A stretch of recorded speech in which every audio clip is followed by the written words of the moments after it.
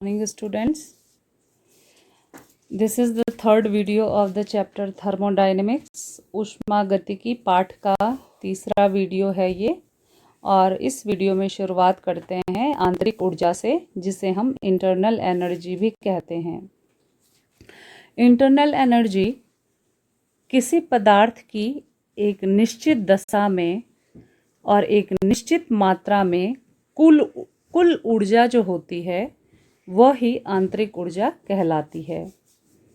It means हम कह सकते हैं कि हमारे पास स्वयं में कुछ न कुछ जो ऊर्जा होती है वो ही आंतरिक ऊर्जा कहलाती है। तो अगर इसका संबंध हम किसी पदार्थ से बताएं तो हम कह सकते हैं कि एक निश्चित दशा में और एक निश्चित मात्रा में जो कुल ऊर्जा उस पदार्थ के पास होती है वह ही आंतरिक ऊर्जा कहलाती है।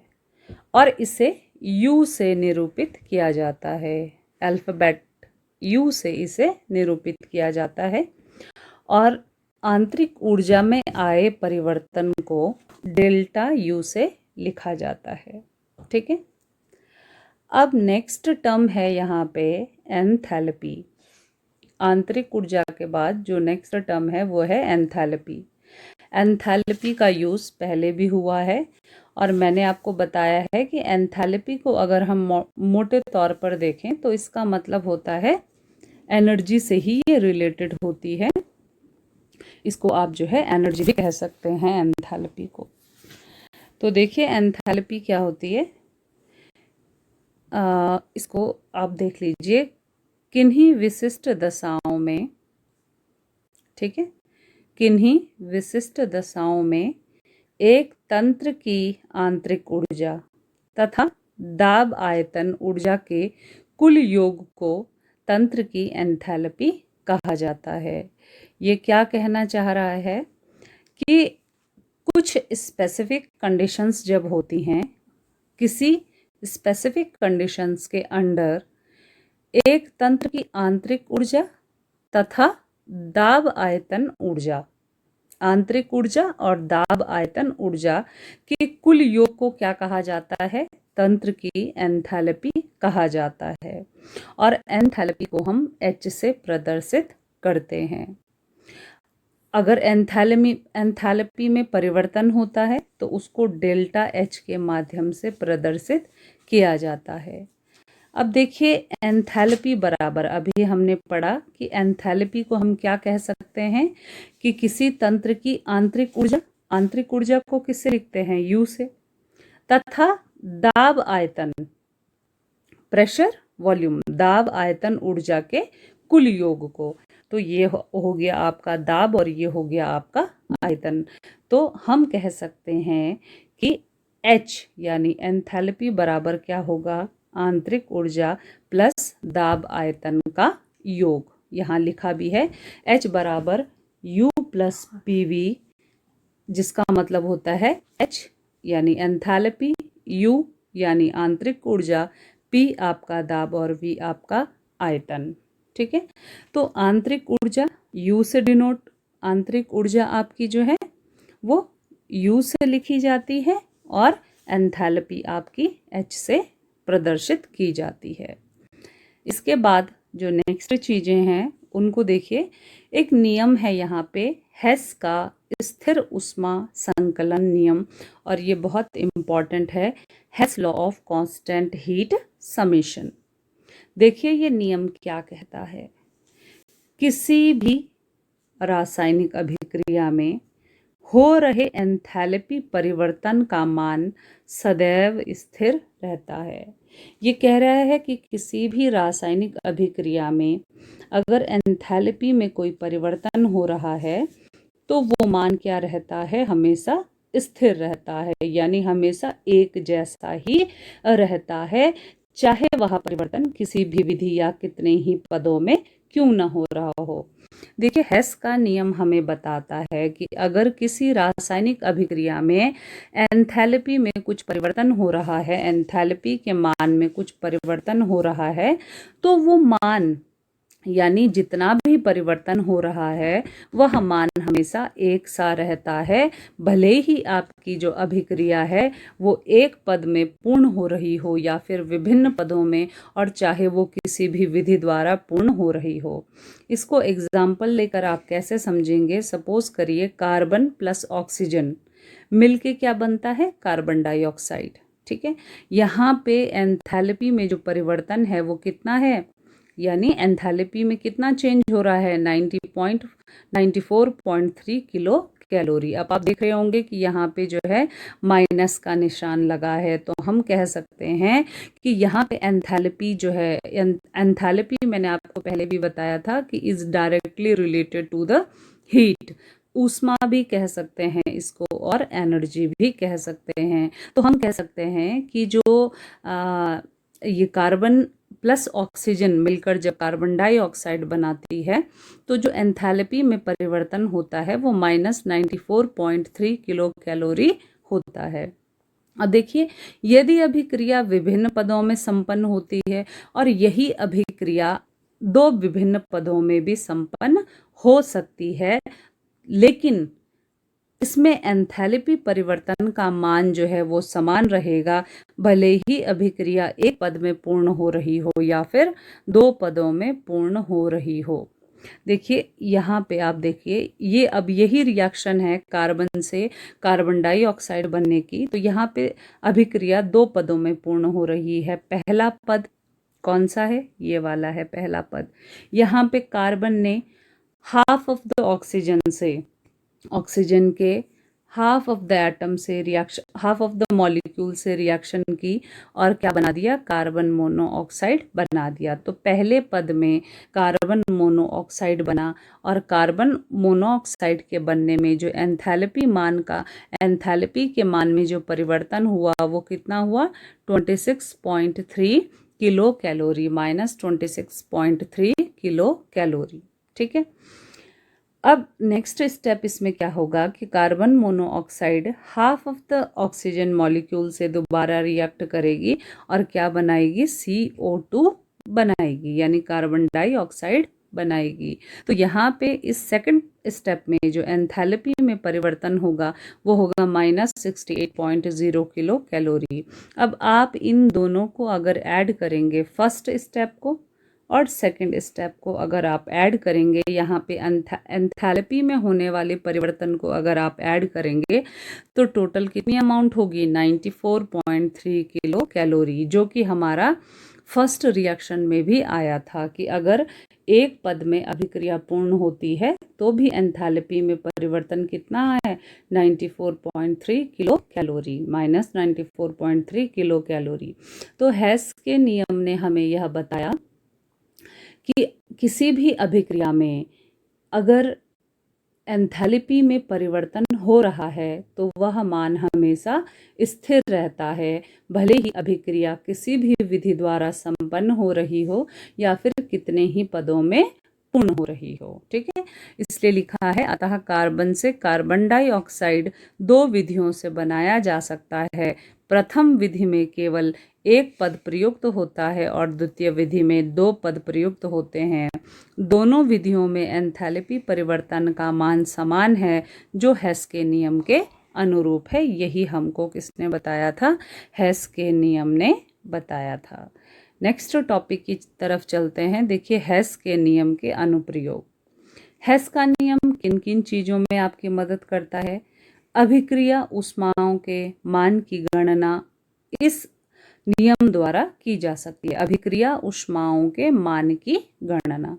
सेकंड, दहन ऊष्माओं के मान की गणना, कितना दहन हो रही है, ऊष्मा दहन का जो मान है वो भी इस नियम के द्वारा गणित किया जा सकता है। थर्ड, अपर रूपों के रूपांतरण की ऊष्मा। ठीक है, अपर रूप आपके जो होते हैं, यानी ऐसे अपर रूप किसे कहते हैं? किसी भी पदार्थ के जब भौतिक गुण अलग अलग लेकिन रासायनिक संगठन एक जैसे होते हैं तो उन्हीं को हम क्या कहते हैं? अपर रूप कहते हैं। तो अपर रूपों के रूपांतरण की ऊष्मा की गणना भी इस नियम के अनुसार की जा सकती है और बंधन ऊर्जाओं की गणना भी इस नियम के द्वारा की जा सकती है। तो हेस का नियम हमें इन विभिन्न गणनाओं में मदद करता है। अब देखिए एक टॉपिक है यहाँ पे ऊष्माधारिता या हीट कैपेसिटी, इसे हम कैपिटल C से लिखते हैं, ठीक है। लेकिन ये होता क्या है, इसको देख लीजिए आप कि हम ऊष्माधारिता किसे कहते हैं, ठीक है। देखिए ऊष्माधारिता का मतलब क्या है, किसी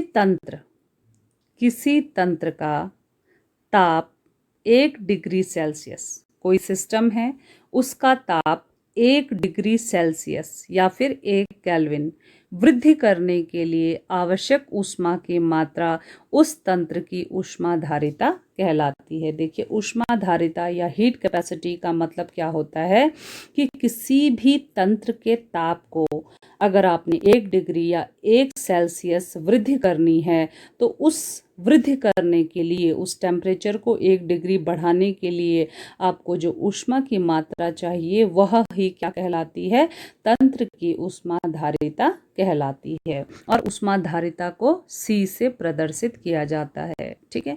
ये कह रहे हैं यदि किसी तंत्र का ताप T1 डिग्री सेंटीग्रेड से T2 डिग्री सेंटीग्रेड वृद्धि करने के लिए आवश्यक ऊष्मा की मात्रा कितनी है, Q है, ठीक है।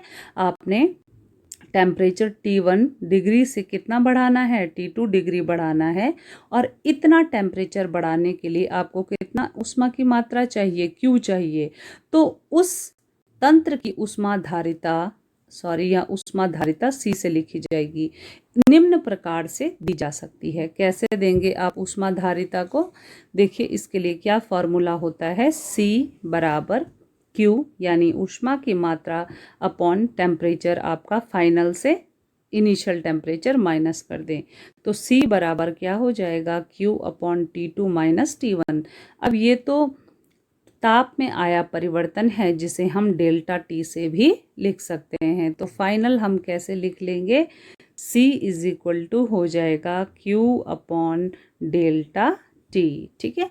और यहाँ Q क्या है, तंत्र द्वारा अवशोषित ऊष्मा की मात्रा, और डेल्टा T है आपका ताप में परिवर्तन, ठीक है। ऊष्माधारिता भी आपको क्लियर हो गया होगा। इसके बाद एक और आपका जो है टर्म आती है विशिष्ट ऊष्माधारिता, जिसे हम कहते हैं स्पेसिफिक हीट कैपेसिटी। अब स्पेसिफिक क्या होती है, स्पेसिफिक का मतलब एक बिल्कुल विशिष्ट जिसे हम कहेंगे, तो उसको कैसे परिभाषित किया जा सकता है। देखिए किसी तंत्र की विशिष्ट ऊष्माधारिता तंत्र के इकाई द्रव्यमान के 1 डिग्री सेल्सियस या 1 केल्विन ताप वृद्धि के लिए आवश्यक ऊष्मा की मात्रा कहलाती है। अब ये थोड़ा सा डिफरेंट है। इसमें डिफरेंट क्या है कि यहाँ पे आपको किसी तंत्र है, कोई सिस्टम है, उसके इकाई द्रव्यमान, उसका 1 यूनिट वॉल्यूम, इकाई द्रव्यमान का 1 यूनिट वॉल्यूम मतलब होता है, 1 यूनिट वॉल्यूम का मतलब आइदर 1 kg, 1 ग्राम, 1 मिलीग्राम, ठीक है। तो इकाई मतलब 1 यूनिट। तो किसी भी तंत्र के इकाई द्रव्यमान के 1 डिग्री या 1 केल्विन ताप वृद्धि करने के लिए जो आवश्यक ऊष्मा की मात्रा होती है तो ये बिल्कुल जैसा ऊष्माधारिता है वैसे ही है, लेकिन ये विशिष्ट क्यों हो जाता है, क्योंकि यहाँ पे आपको एक इकाई द्रव्यमान तंत्र के सिर्फ 1 इकाई द्रव्यमान का या तो 1 डिग्री सेल्सियस या फिर 1 डिग्री केल्विन ताप वृद्धि करने के लिए जो आपको आवश्यक ऊष्मा की मात्रा चाहिए वो ही विशिष्ट ऊष्माधारिता कहलाती है। इसे स्मॉल c से इंडिकेट करते हैं, ठीक है। अब हम कह रहे हैं कि यदि पदार्थ का द्रव्यमान कितना है, वो इकाई द्रव्यमान जिसकी हम बात कर रहे हैं, तंत्र का जो इकाई द्रव्यमान था, सपोज करिए वो क्या है, स्मॉल m है, ठीक है। और आपको टेम्परेचर जब इसके लिए आपको इस इतने द्रव्यमान का टेम्परेचर आपको T1 से T2 तक बढ़ाना है, तो उसके लिए जो ऊष्मा की मात्रा आपको चाहिए वो क्या है, Q है। तो विशिष्ट ऊष्माधारिता को आप कैसे प्रदर्शित करेंगे, C is equal to Q then M गुणा गए T2 माइनस T1। अब आपको मालूम है कि T2 माइनस T1 क्या होता है, डेल्टा T के बराबर होता है। तो इक्वेशन हमारी कैसे चेंज हो जाएगी, C is equal to Q then M आपका द्रव्यमान है, डेल्टा T। ये हो जाएगा आपकी इक्वेशन विशिष्ट ऊष्माधारिता के लिए। इसके बाद तीसरी जो नेक्स्ट जो टर्म है वो है मोलर ऊष्माधारिता। मोलर ऊष्माधारिता, और इसे CM से, मोलर मोलैरिटी, तो इसको CM से प्रदर्शित करते हैं। अब इसका मतलब क्या होता है, देखिए किसी तंत्र के एक मोल का ताप 1 केल्विन, 1 मोल का ताप 1 केल्विन वृद्धि करने के लिए, अब यहाँ पे डिग्री सेल्सियस नहीं है, यहाँ पे कोई तंत्र है, उसके मोल का ताप आपको 1 डिग्री 1 केल्विन वृद्धि करनी है। और 1 केल्विन वृद्धि करने के लिए 1 मोल के ताप को 1 केल्विन वृद्धि करने के लिए आवश्यक ऊष्मा की जो मात्रा होगी वही मोलर ऊष्माधारिता कहलाती है, और इसे CM से प्रदर्शित करते हैं। तो CM is equal to same हो जाता है Q upon T2 minus T1 या फिर डेल्टा T। ठीक है, अब इसको और आप कैसे कर सकते हैं, देखिए चूंकि ऊष्माधारिता ताप के साथ साथ प्रवर्तित होती है, जैसे जैसे टेम्परेचर चेंज होगा वैसे वैसे ऊष्माधारिता भी बदल जाएगी। इसलिए मोलर ऊष्माधारिता को निम्न अवकलन समीकरण से भी परिभाषित कर सकते हैं। कैसे, CM बराबर Q अपॉन TT। इस DT, डेल्टा T हो या DT, ये दोनों ही बताते हैं चेंज इन टेम्परेचर। ठीक है, और अभी हमने कहा कि ऊष्माधारिता किसके साथ परिवर्तित हो जाएगी, ताप के साथ परिवर्तित हो जाएगी। तो हम इसको किस तरह से लिख सकते हैं, CM बराबर Q यानी ऊष्मा अपॉन DT यानी ताप में परिवर्तन। और यहाँ पे आप देख रहे हैं लिखा है मैंने, ऊष्माधारिता का SI मात्रक क्या है, जूल पर केल्विन पर मोल। ठीक है, ये क्या है, ऊष्माधारिता का SI मात्रक है। तो आज के वीडियो में यहीं पे हम फिनिश करते हैं। नेक्स्ट वीडियो में कुछ इम्पोर्टेंट और टॉपिक्स को भी डिस्कस करेंगे।